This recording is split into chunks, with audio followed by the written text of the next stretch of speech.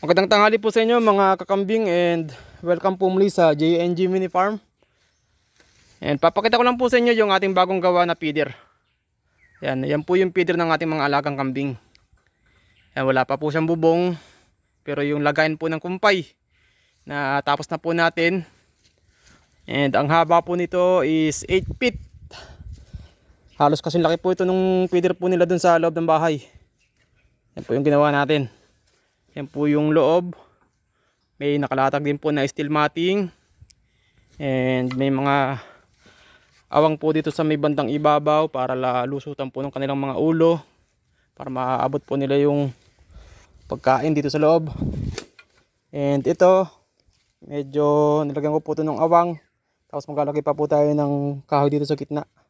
And ito, lusutan din po ito ng ulo nila pagka nakatayo sila rito. Ayan po yung ating ginawa ngayon. And tetestingin na po natin. Lalagyan po natin ng laman yan. Wala po tayo ng damo. Ayan po yung ating pinagkaabalahan ng 2 araw. Medyo mga alaga natin hindi pa po nakain. Medyo tanghali na. Mga gutom na po yan. Ayan po yung style ng ating feeder. Sira na po kasi yung feeder natin doon sa may lumang bahay. Kaya gumawa po ako ng bago. Dito na po tayo magpapakain. Nakakutan po natin ng pagkain yung mga kambing natin dito. Ayun po yung mga alaga natin, mga nakatambay. Yan, 2 araw ko din po itong ginawa. Ayun, ganyan po ang style ng ating feeder. And dito bubong na lang. Lalagyan po yun natin ng bubong yan. Testing natin yung ating bagong feeder sa kanila. Ay, nagbigay po tayo ng konting kumpay. Ay, naglapitan po agad sila, Mga gutom na talaga.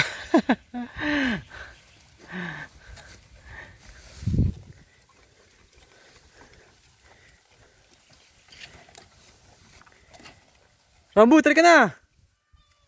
Ayaw pa po si Rambo sa taas, ayun. Tsaka si Don Bogart. Ayaw pa bumaba. Hindi pa nila alam na may bagong feeder sila dito.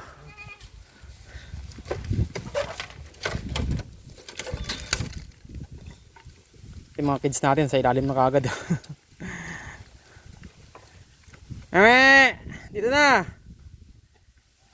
Ito na ang inyong bagong feeder. Rambo! Ayan, kukuha po tayo ng mga 3 hakot. Pupunuin po natin yan para mamaya ng hapon ang labas po nila. Mame! Pero mga 5 hakot po ang lalamanin po niyan. Sa laki po niyan. Ang laki po niyan,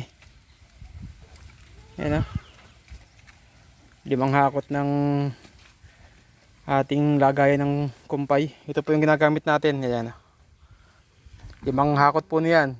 1 puno po nitong feeder na ito. Ayan ang ating bagong feeder ng ating mga alagang kambing. Ayan, mangungumpay na po tayo.